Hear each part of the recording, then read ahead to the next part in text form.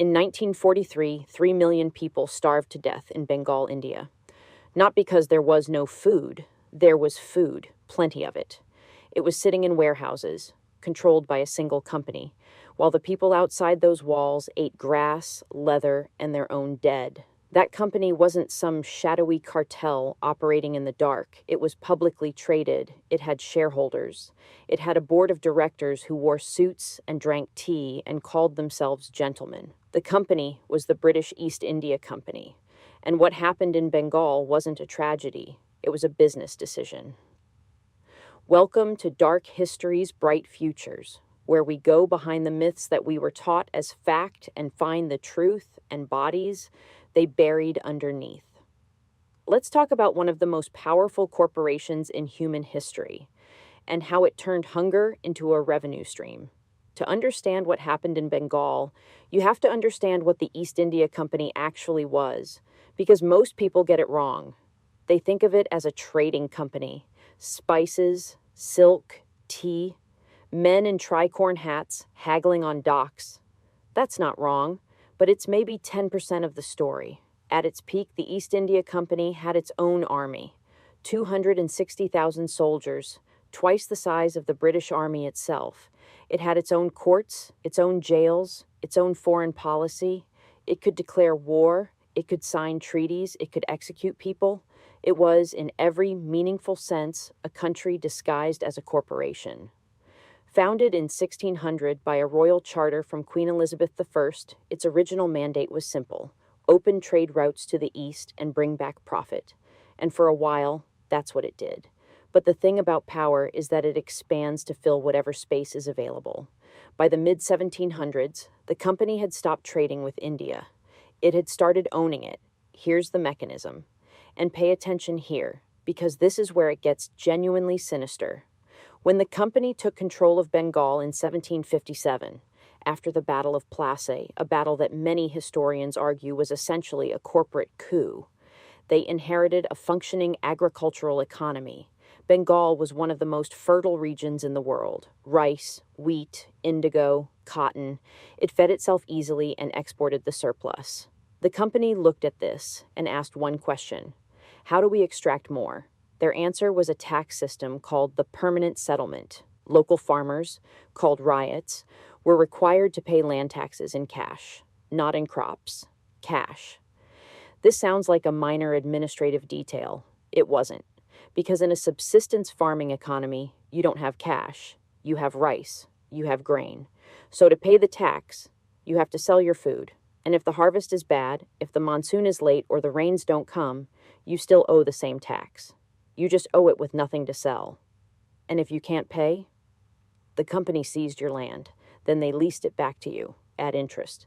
This is the architecture of engineered poverty. The company didn't need a famine to profit. The system produced profit automatically, famine or not. Famine just accelerated the land transfers. Now jump forward to 1943. World War II is underway. Japan has taken Burma. The British government is terrified of a Japanese invasion of India.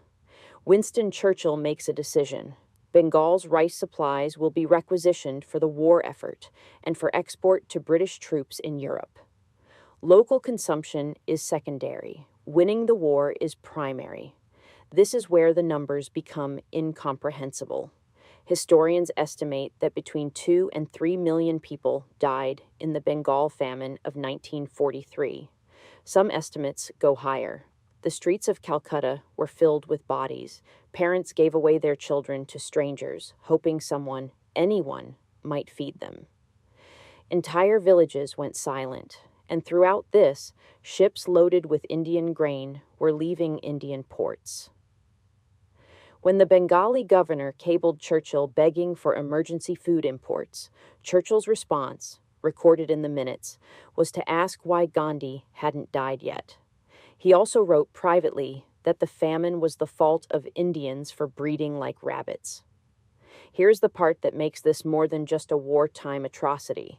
The infrastructure that made this possible, the taxation systems, the land ownership structures, the export pipelines, the administrative machinery, had been built over 2 centuries by the East India Company.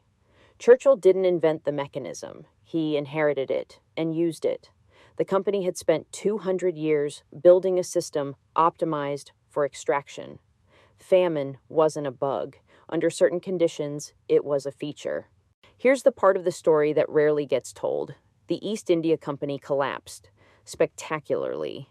By the mid-1800s, it had overextended so aggressively, fighting wars, bribing officials, funding its own bureaucracy, that it was functionally bankrupt.